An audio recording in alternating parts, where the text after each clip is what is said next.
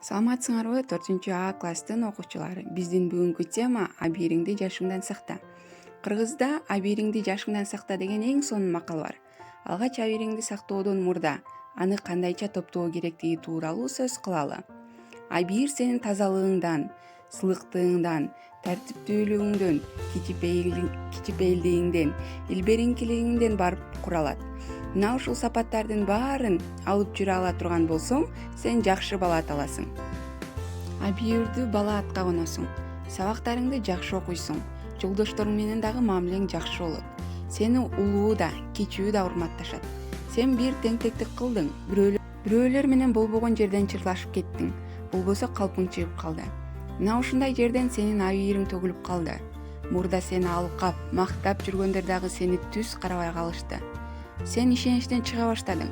Мурда жакшы бала, абийирдүү баланын ордуна эми тартипсиз бала аттыга баштадың. Ошентип сенин абийириң кетип калды. Жакшы болуш астаста, жаман болуш бир паста деп коюшат. Ошондуктан сен бир мүнөздө, бир калыпта жакшы гана иштерди кылып жүрүшүң керек. Ошондо гана абийирдүү бала аталасың. Тарбиялуу балдар балмуздактын, конфеттин кагазын, алманын калдыктарын эч качан көчөгө таштабайт. Аларды салуу үчүн атайын челектер бар эмеспи? Эл көзүнчө какырынып, түкүрүүнү да колдоксондук.